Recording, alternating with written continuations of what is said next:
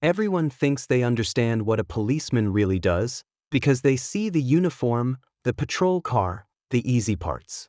But ask the people who live this job every day, and the truth is stranger, colder, and much heavier than anyone imagines. These are the stories they share only when the badge is tucked away and the shift is over. Listen to them speak for themselves.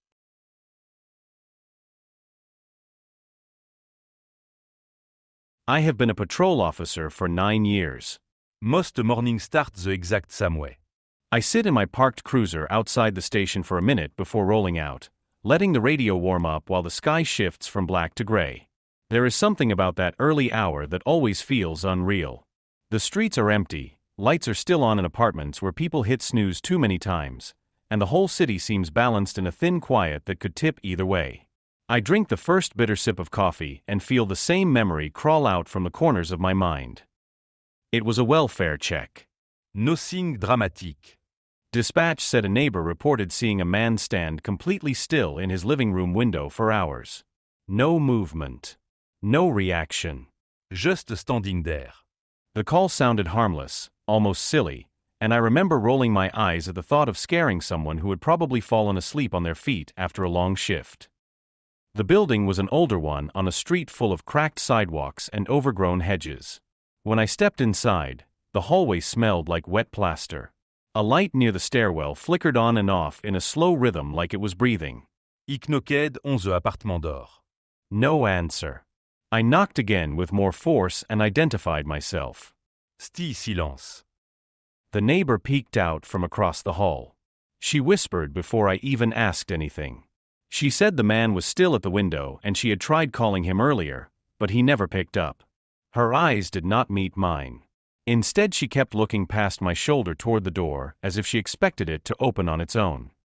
I went to the narrow hallway window that lined up with the apartment. The blinds were almost shut, but there was a small gap. I angled myself to look in. There he was, standing in the center of the room with his feet planted shoulder-width apart. His hands hung at his sides. His head was tilted just enough that his gaze locked straight onto the hallway window. His eyes were open, wide, and glassy. Not dead. Not distressed. Just fixed on something beyond me. He tapped the glass. He did not blink.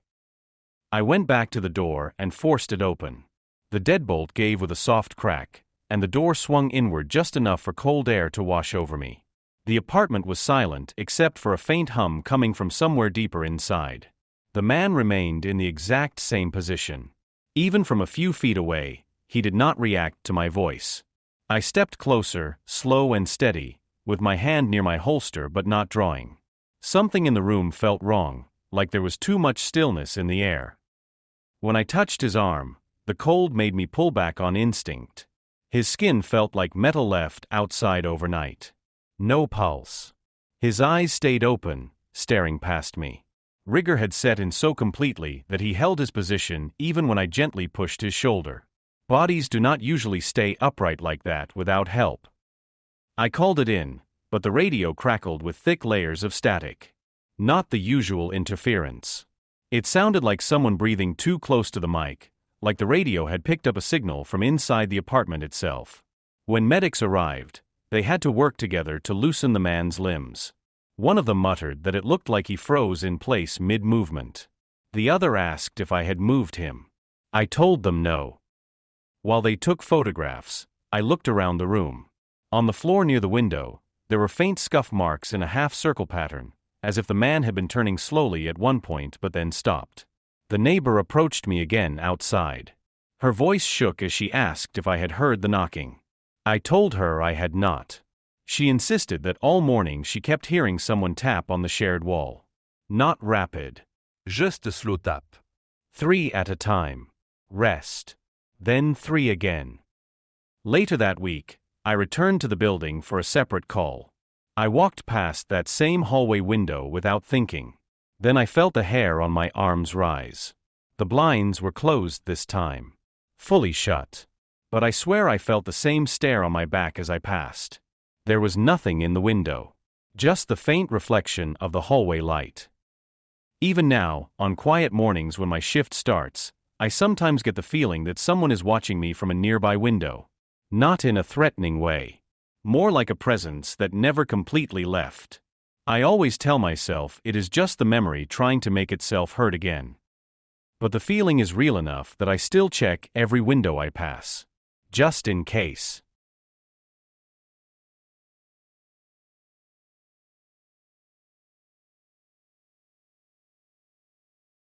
I have been with the department for 5 years, and I learned early that the hours between daylight and dark carry a strange kind of pressure.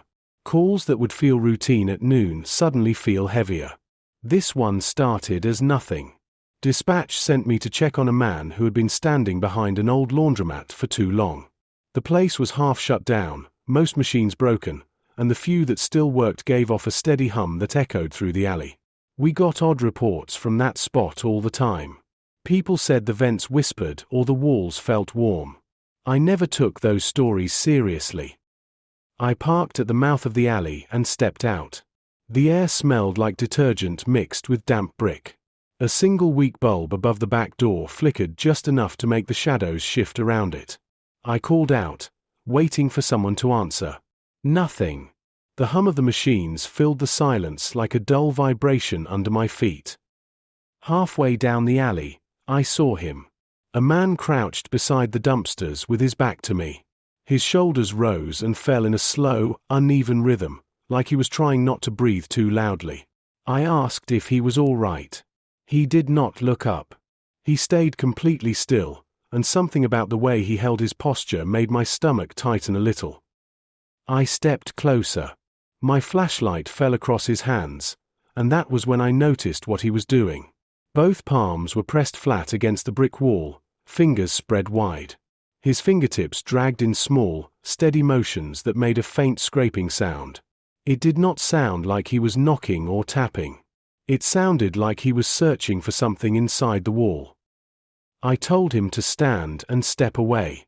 He raised his head a little, but not toward me. More like he was listening to a voice right in front of him. When he finally turned his face, his eyes looked unfocused, almost dazed, with thin streaks of dust on his cheeks as if he had been leaning against the wall for a long time. I asked what he was doing. He whispered that someone was inside. His voice shook just enough to tell me he believed it. I asked who he meant. Instead of answering, he tapped the brick twice with 2 fingers. Then again. The sound was soft but deliberate. He said he had heard a voice calling for help. I asked if it came from the alley. He shook his head. He said it came from inside the wall, muffled and desperate, repeating his name. He kept staring at the brick like he expected it to answer again. I moved closer to check for an opening or maintenance panel. Nothing. Just solid brick. I pressed my fingers against it. The wall felt warm. Not warm from sunlight. It was early evening and the alley was cool. The warmth felt concentrated, almost like a hand pressed back from the other side. I moved my hand across the surface and felt the temperature change in small patches, like something inside the wall was shifting. The man flinched and pulled his hands away. He shook them out like they hurt. His breathing quickened. I told him I would call for medical assistance. He nodded without looking at me. His eyes stayed locked on the bricks, wide and frightened. As we walked out of the alley, he kept glancing over his shoulder. Once, he stopped and asked me if I could hear it. I said no. He said the voice had stopped the moment I spoke behind him.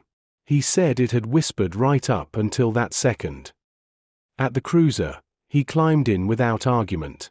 He looked exhausted, not like someone intoxicated or confused, but like someone who had spent hours listening to something he wished he had ignored.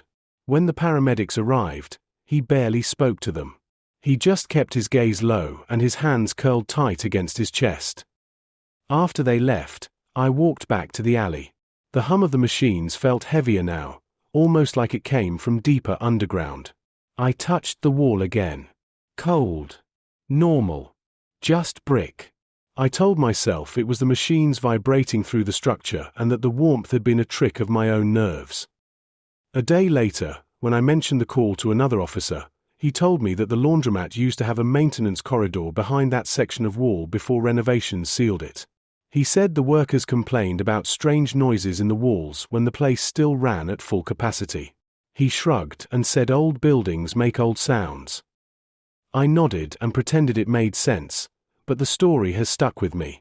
I still remember the exact warmth of those bricks and the scrape of that man's nails as he pressed his fingers along them. When I drive past the laundromat now, I never look down the alley for long.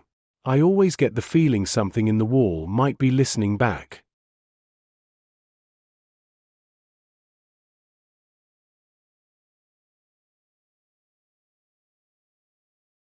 I have been on the force for 11 years, long enough for the written rules to fade into the background and the quiet rules to take their place.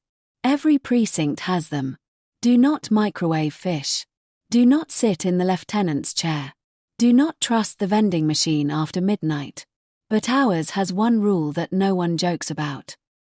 Never park in the south corner of the station lot after midnight. It sounds ridiculous when you first hear it. A corner of a parking lot. A square of asphalt that looks exactly like the rest. Rookies always laugh the first week. Then they notice how every senior officer parks in the middle rows even when the lot is empty. No one ever volunteers a story. They just say not to test it. I found out why the rule exists during my 3rd year. I was finishing paperwork late, my eyes tired enough that the letters on the screen blurred. When I finally stepped outside, the temperature had dropped, and the air had that strange stillness buildings get when most of the city is asleep. My cruiser was parked in the middle row, but someone had left a maintenance truck angled poorly, blocking the lane. Instead of squeezing past, I cut through the south corner. That was when I noticed the patrol car. It sat alone under the broken light fixture, engine off, windows fogged from the inside. I recognized every car in our rotation, but this one felt unfamiliar. The number on the rear panel did not register. I took a few steps closer, telling myself maybe it was borrowed from another precinct. I tapped the side window with my knuckle. The glass cleared just enough to show the driver's seat. Empty. I moved to the passenger side. Also empty. I tried the back seat. No equipment. No clipboard, no cuffs, no radio cradle. Just a faint handprint smeared on the inside of the windshield, fingers spread wide like someone had pressed against it with real force. I checked the doors. All locked. The car looked sealed, untouched, and wrong in a way I could not articulate. My breath came out in small white clouds, but the fog inside the vehicle stayed thick, as if the air in there had a different temperature. I radioed dispatch and asked who last checked out Unit 43B. That was the number stenciled on the panel. The dispatcher paused, then said we did not have a 43B. I repeated the number slowly. She said it again. That car did not exist in our system. She asked if I was reading it right. Before I could answer, another officer walked out, heading to his own car. I waved him over. When he reached me, I turned to show him the cruiser in the corner. It was gone. Not moved. Not driven off. Gone. The space was empty.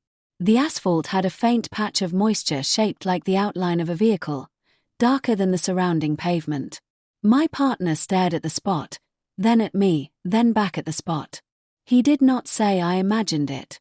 He did not ask if I was tired. He just said quietly that we should head inside.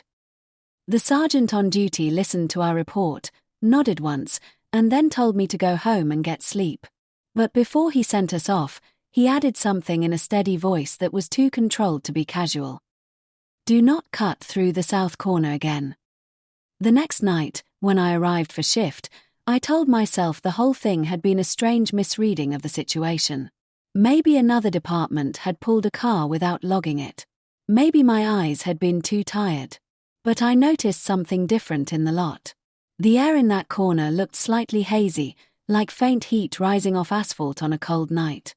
No one parked there, even though every other row was full. A week later, on another late shift, I walked past that corner deliberately, trying to shake off the unease. Nothing unusual at first. Then I saw it. A small smear on the asphalt. 5 thin streaks of dried moisture in the shape of a handprint. The same size and spacing as the one I saw on the windshield. I crouched to touch it. The ground was cold. The smear was cold. But for a split second, just as I lifted my hand, I felt warmth rising from the pavement, like something under the surface had moved. I stood up fast and backed away without thinking. Now, I do not question the rule. I do not cut through that corner. I do not look too long in that direction when the lot is quiet. There are plenty of things in this job that can be explained with patience and logic. But that patch of asphalt is not one of them. It feels like a place where something waits. Something that once stood inside a car that does not exist. Something that presses its hand against glass. Something that leaves before anyone else can see it. Every officer learns eventually. Some rules keep you alive. Some rules keep you sane. And some rules are there because no one wants to find out what happens if you break them.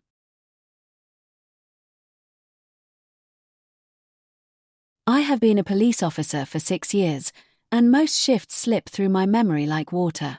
But every officer has one call that refuses to fade. Mine was a missing child case on a cold evening when the sky dimmed earlier than it should have and the air felt heavy in a way that made me uneasy before anything even happened. The parents said their kid had been playing in the backyard. They turned around for a few minutes, and when they looked back, the yard was empty. No signs of a struggle. No open gate. Just sudden silence. Cases like that hit harder than most. You feel the clock ticking in your chest. I started searching the neighborhood block by block. It was quiet enough that my footsteps felt too loud. A few streets away sat an old playground the city kept meaning to repair but never did. Rusted swings, chipped paint, soft dirt worn into shallow pits by decades of kids. I thought maybe the child had wandered there. I headed in. The place felt wrong the moment I walked through the gate. Not dangerous. Just wrong in the quiet way abandoned spots feel when someone has been there recently. I swept my flashlight across the slide, the swings, the jungle gym. Then I saw it, a small stuffed rabbit lying near the base of the slide. Mud on the ear. One black button eye staring up. I picked it up. It was warm, almost freshly held. I called the child's name again. My voice bounced off the metal bars like it did not want to travel far. Then I heard a faint scrape from inside the plastic tunnel under the jungle gym. Slow. Not frantic. Like someone shifting carefully. I moved closer and aimed my light inside. The child sat curled near the far end, arms wrapped around their legs, face half hidden. Their eyes reflected the beam in a way that made them look far away, as if they were still seeing something else in their mind. I said their name. They did not answer at first. Then they turned their head toward me in a slow, stiff motion that made my neck tense. I reached in, and they grabbed my hand without hesitation. Their fingers were cold, colder than the evening air should have allowed. I pulled them out and wrapped them in my jacket.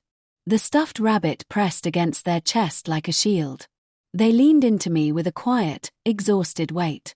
I asked what happened. The child whispered, barely above a breath. He told me not to look at him again. The words hit me in a way I did not expect. I asked who they meant. The child shook their head, eyes fixed on the ground. Their breathing quickened whenever they glanced toward the tunnel. I carried them to the cruiser. They kept turning their head toward the playground, as if checking whether something followed. When I asked where they saw the man, they said he had been behind them when they climbed into the tunnel. They said they heard breathing close to their ear. Back at the house, the parents rushed out and hugged the child so tightly I had to remind them to breathe. The kid clung to them with the same cold fingers that had held my jacket. I stayed to fill out the initial details. As I turned to leave, the child tugged the parent's sleeve and looked at me. "He was behind you too," they whispered. The words settled into the room like dust. I tried asking what they meant, but the child hid their face in the rabbit's fur. The parents thanked me, not noticing my hesitation. Later, after the house calmed down, I returned to the playground with another officer. The air had grown colder. The swings moved lightly, though there was no breeze. The tunnel was empty, but I felt the same wrongness crawl along my shoulders. In the dirt near the tunnel entrance, I saw the child's footprints. Small, clear, pointed inward. But there were no prints leading back out. None behind them. No sign of an adult. No sign of anyone standing close enough to whisper. We searched the entire area. No tracks. No dropped clothing. No dragged footprints in the soft dirt. Nothing. The park felt abandoned again, as if it had swallowed every sign of what happened. We closed the case with no suspect. No danger found. A simple recovery. But I still drive past that playground sometimes. And every time I see those rusted swings and that silent tunnel, I hear the child's voice repeating those quiet words. He was behind you too.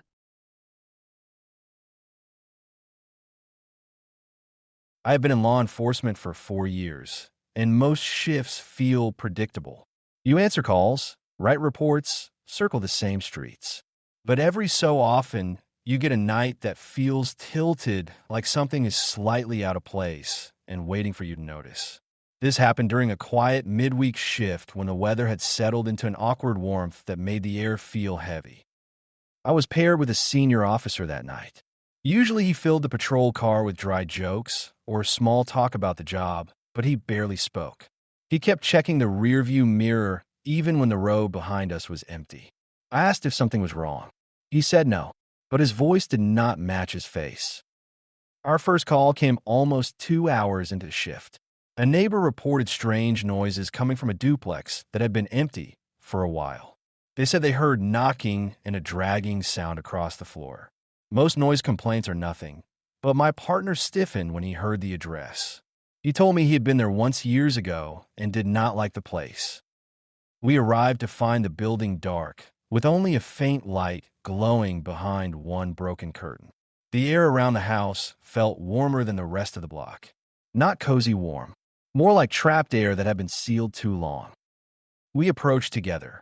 The grass was overgrown and brushed against our legs, and the porch boards gave soft groans under our steps.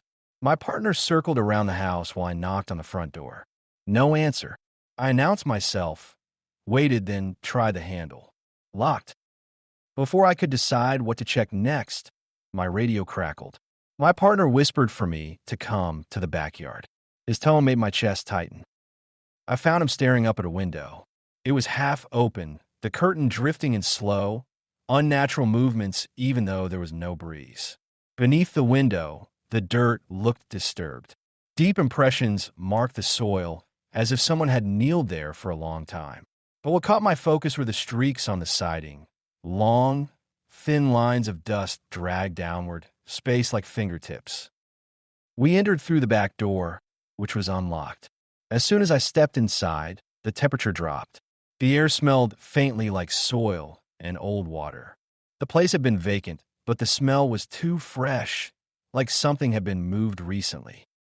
The living room was almost empty. A single chair faced the wall, as if someone had been watching the paint. In the kitchen, a glass lay on the floor upright and spotless. No dust on it, no fingerprints. Everything else had a thin layer of age, but that glass looked placed there minutes before we arrived. We heard a soft shuffle upstairs. Not quick, not nervous, just steady enough to feel intentional. We moved to the staircase. Every step creaked in that long, tired way old houses do, but under the creaking, I heard something else.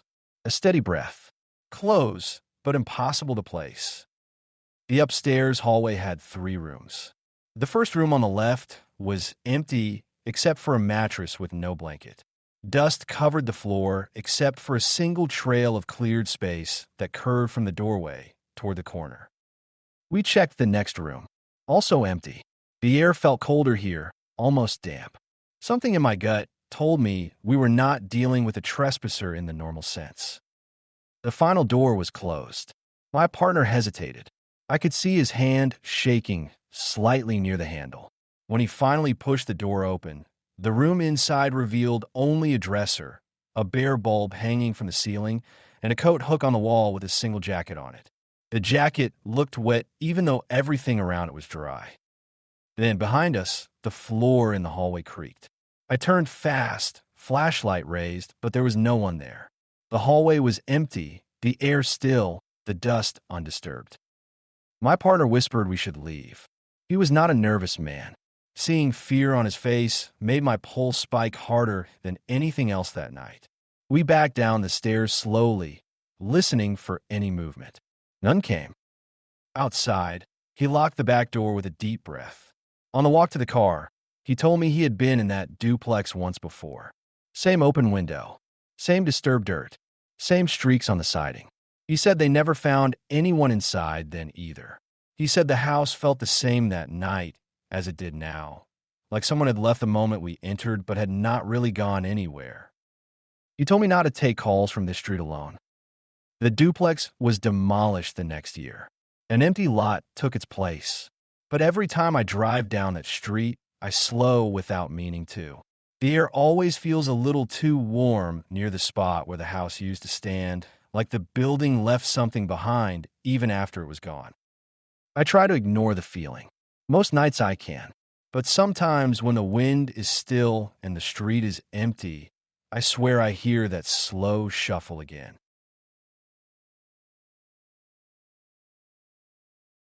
I have been an officer for 8 years.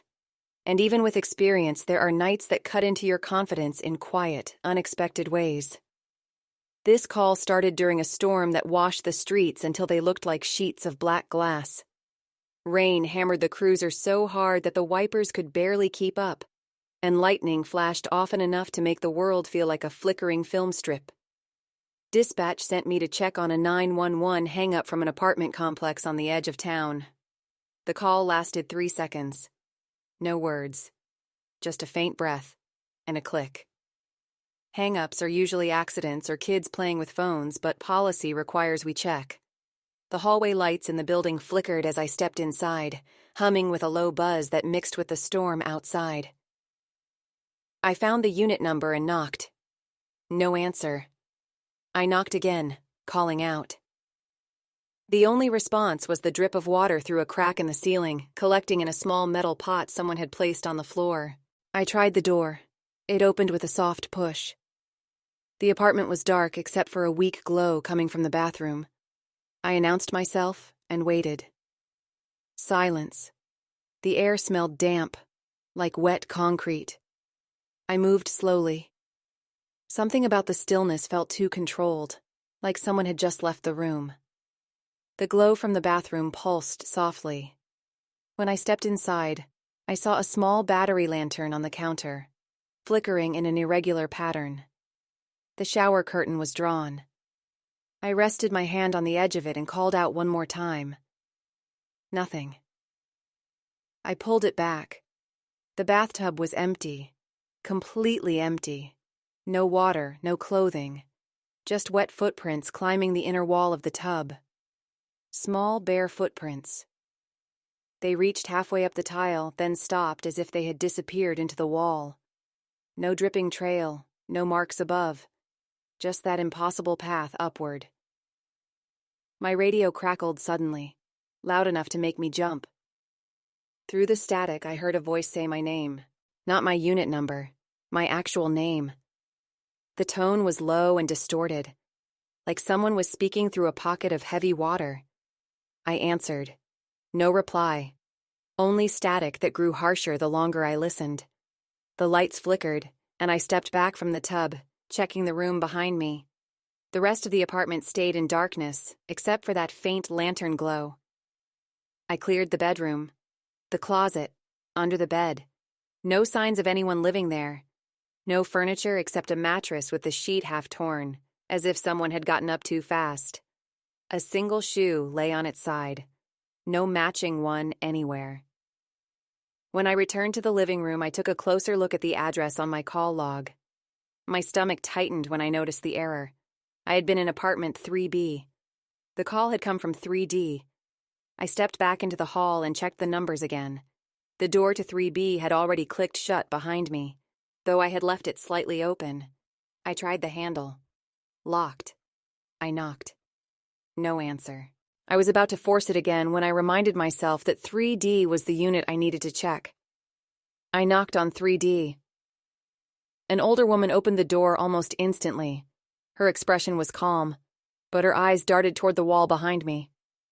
She said she had not called 911. She said she had been hearing knocking inside her bathroom wall for the last hour. Slow. Rhythmic. Like someone trying gently to get her attention. She thought it was the pipes and had tried to ignore it. When I asked who lived next door in 3B, she said the apartment had been empty for months. No utilities, no tenants. The maintenance team was supposed to check it last week, but she never saw anyone enter. I returned to 3B, fully ready to report a break-in, but the door held firm this time. No sounds, no light under the frame. I walked downstairs to meet the building manager. He swore the place was sealed, and no one had a key except him. When he opened the door with his master key the next morning, the apartment looked untouched. Dry, quiet, no lantern, no footprints, no pot-catching ceiling water. None of it.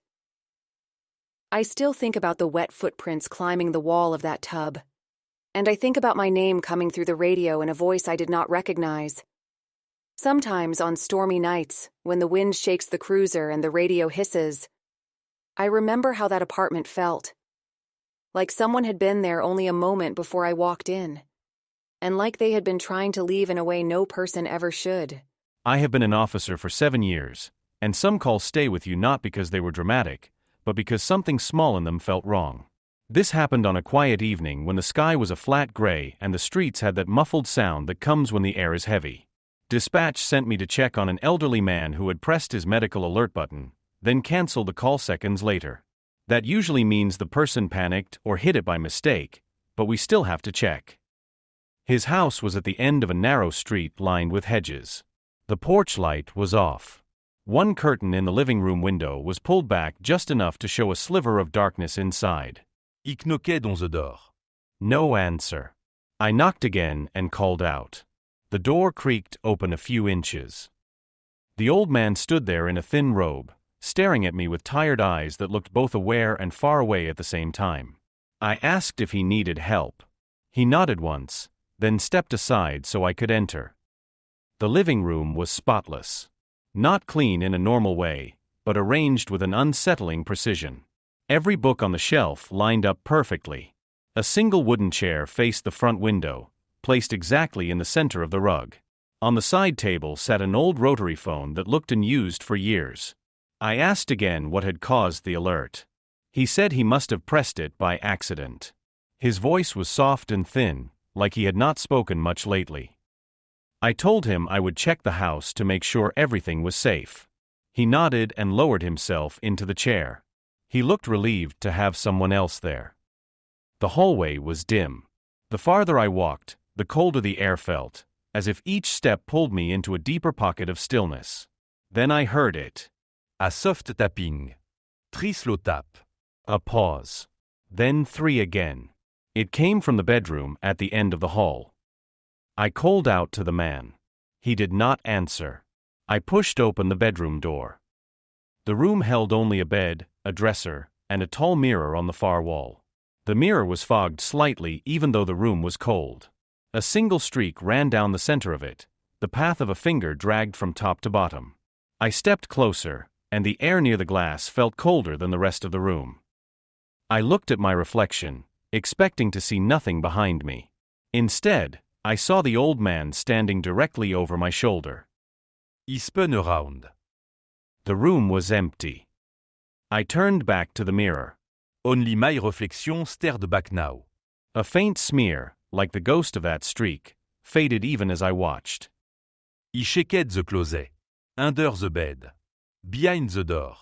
Nothing. My heartbeat finally settled enough for me to step back into the hallway. I told myself my mind had played a trick on me. Long shifts and dim hallways can do that. The old man was still in his chair when I returned. He looked calmer. He smiled a little when he saw me, as if my presence mattered more than whatever had happened before. I told him his home was safe for the night. He nodded. Before I left, he said quietly, "Thank you for coming. I did not want to be alone tonight." I asked if he had family nearby. He shook his head without meeting my eyes. 2 days later, I got a call from the coroner. The old man had passed away in his sleep that morning. Natural cause. Peaceful, they said. They needed someone from our department to confirm the scene was as reported, so I returned to the house. The living room looked almost the same, except for one detail. The chair was no longer facing the window. It had been turned slightly, angled toward the hallway, as if someone had been watching for something to return. When we checked the bedroom, the mirror was clean. No streak. No fog. No sign of anything unusual. The coroner finished up, and the house fell still again. I kept thinking about that smile he gave me. It was not relief from a mistake. It was relief from company. As if he had pressed that alert button not because he needed medical help, but because he needed someone to sit in the same space with him one last time. What unsettles me most is not the reflection itself. It is the thought that maybe, in that moment, he had followed me down the hallway because he did not want to stay alone in the living room. Maybe he was already drifting away and only wanted to be sure someone would notice. Sometimes, when patrol takes me past that street, I slow down. The house is dark now, windows empty, no chair against the glass.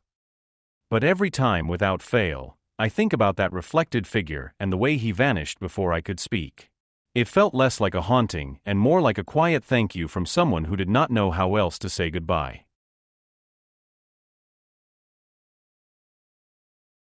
I have been a policeman for 13 years, and at some point the job starts to drain you in ways you do not notice.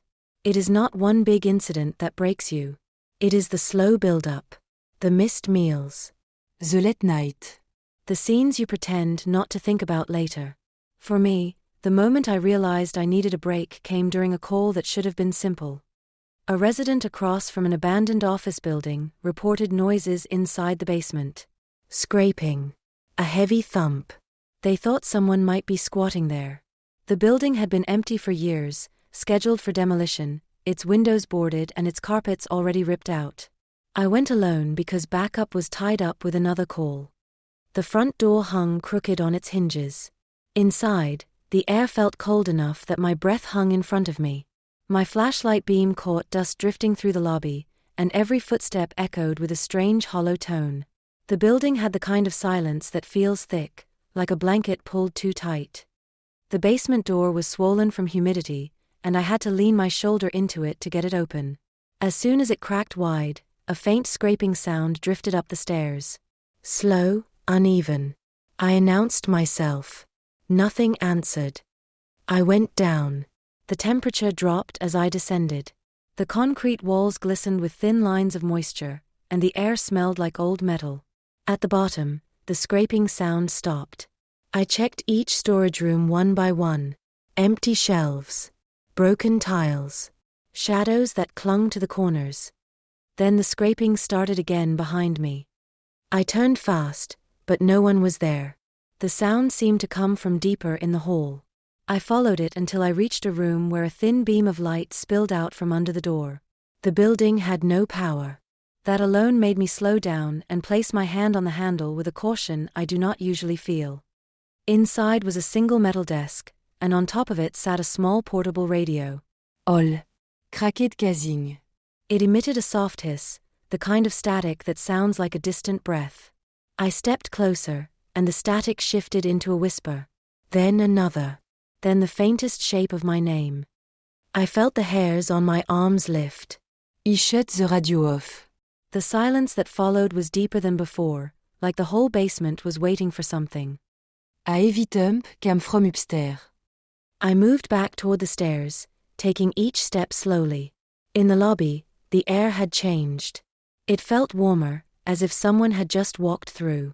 One of the boarded windows rattled slightly, tapping in a slow rhythmic beat.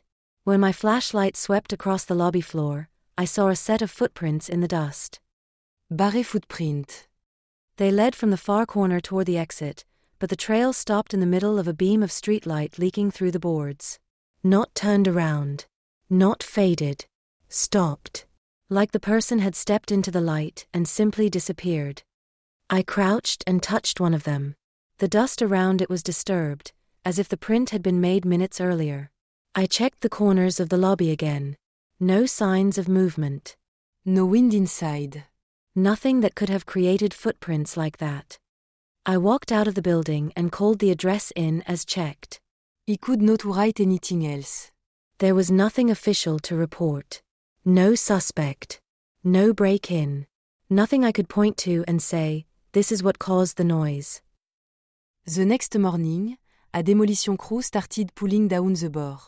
I went back to ask if they had seen anything unusual inside. They said no. They said the basement looked untouched, the dust even, the floors undisturbed.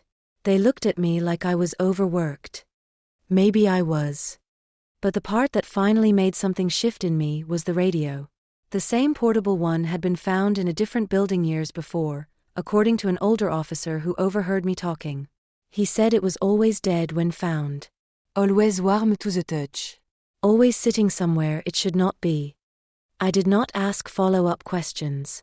I did not want more pieces to a puzzle that already felt too strange. For a while after that call, I could not shake the image of those footprints ending mid-step. It made me think about the way this job chips at you. Not in dramatic ways, but in small moments that stay in your mind long after the shift ends. Sometimes now, when I turn on the cruiser radio at the start of a cold night, I hear a soft hiss before the channel clears. Not a voice. Not a whisper. Just a sound that reminds me of that basement. And every so often, if I am tired enough, the hiss shapes itself for a split second into something that almost sounds like my name.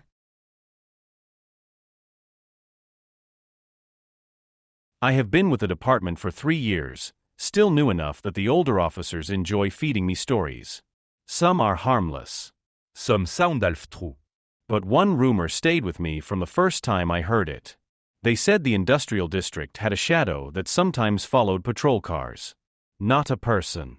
N'autant intruder. Just a shape that appeared on street cameras, pacing behind a cruiser until the feed glitched out. Il looked at it. Everyone does. Then I got assigned to that district for a full month, all late shifts. The industrial zone is strange at night. Huge empty streets. Warehouse with blank windows. Long metal roofs that catch the wind and produce low groans that sound almost human. The air always smells faintly like rust, and even your footsteps echo differently out there. One night around 2 a.m, I parked under a broken streetlight to finish writing a report. The bulb flickered overhead in a slow, tired pulse. I rolled down the window to get some air. The whole block was so silent I could hear the cooling metal inside the cruiser ticking softly. Then I heard footsteps. They came from behind the car. Slow. Deliberate. Heavy enough to sound like a person, but spaced too evenly, like someone was matching their breath to each step. I froze and listened.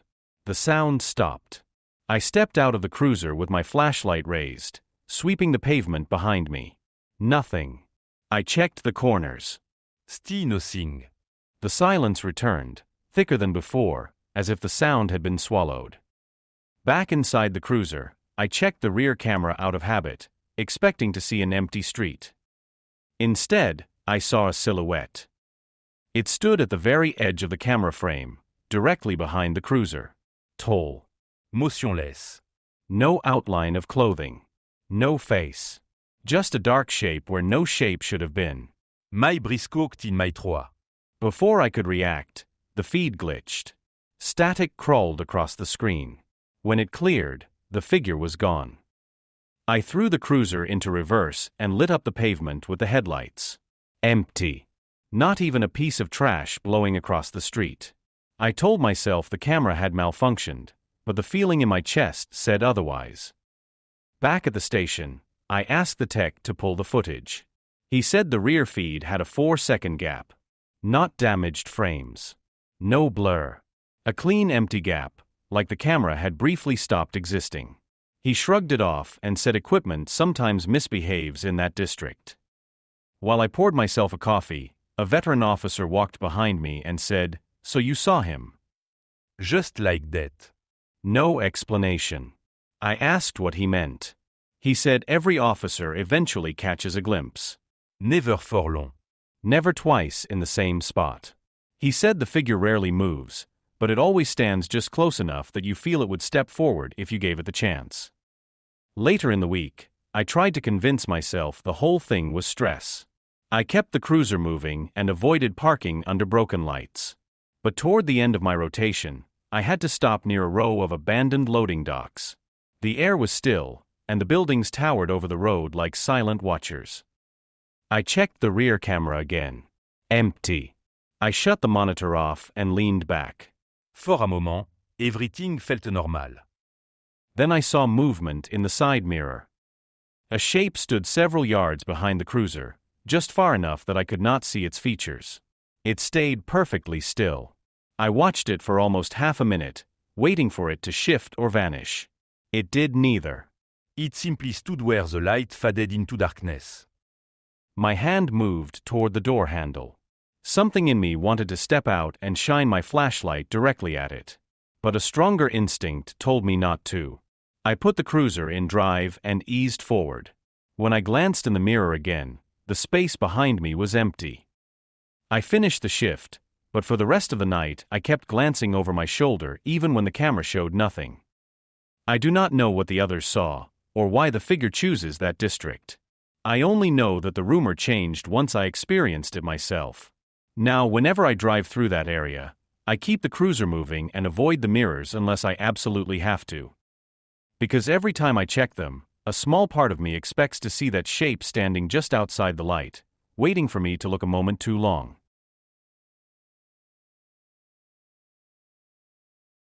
I have been a police officer for 10 years, and this job teaches you plenty about people, but it also teaches you about silence.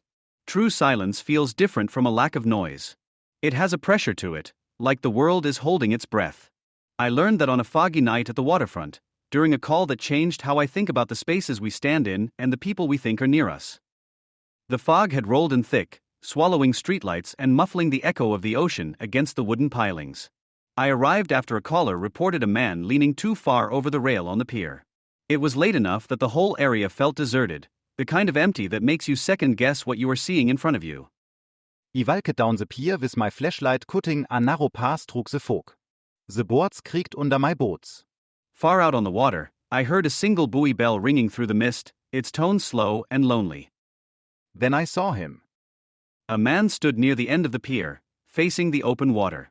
His posture was rigid but slightly bent forward, like he was trying to listen to something far below the surface. I called out to him, identifying myself, and told him to stay where he was. He did not react. He did not turn. He just lifted one hand and pointed toward the fog beyond the railing.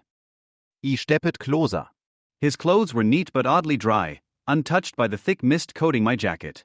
His hair did not bead with moisture. Even the railing beside him looked more wet than he did. I asked if he needed help. He lowered his hand slowly, as if he had forgotten it was raised at all.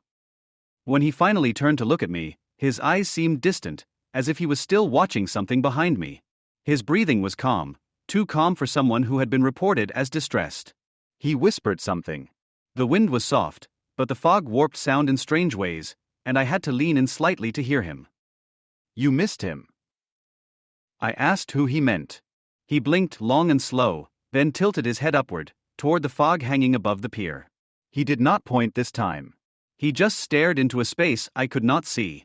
His lips parted slightly, like he was about to speak again, but instead he closed them and exhaled. He is gone now, he said. Before I could ask anything else, another officer jogged toward us from the other end of the pier, calling my name.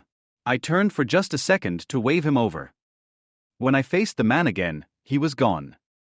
Not walking. Not fading into the fog. Gone. The space where he had stood was empty. There were no footsteps on the wet boards except mine. The fog had settled evenly across the surface, with no sign of disturbance. I felt my pulse climb in a way I had not experienced in years. The other officer reached me and asked who I had been talking to. When I explained, he frowned and said he had only seen me standing alone at the end of the pier. He insisted there had been no one beside me. Back at the station, I pulled the pier camera footage. It showed the heavy fog. It showed the shifting shadows of the water. It showed me walking toward the end of the pier. But it showed no one standing beside me. I replayed it several times, slowing it down until the pixels broke apart. The space next to me remained empty. Not even a blur of motion. Not even a shadow. That call stayed with me. It was not the disappearance that bothered me most. It was the man's expression. He had not looked confused or frantic. He had looked understanding, almost resigned, like he had already accepted something I was only beginning to sense. For weeks after that night, I kept thinking about the line he whispered. You missed him. As if someone else had been there. As if I had arrived just a moment too late to witness something meant for my eyes. Now, when fog rolls in heavy over the streets and the world feels muted, I pay more attention to the quiet. I take my time approaching corners. I listen harder wen se erfehls tick enug to touch. I am not jumpy. I am not paranoid. I have simply learned that the world sometimes holds moments on the edge of visibility, and every once in a while, you step into one. I do not know who the man on the pier was. I do not know who he meant when he said I missed him. But I know the way he spoke changed something in me. It made me realize that not everything we encounter wants to be found. And sometimes, without meaning to, we walk right past something that was waiting for us only seconds before.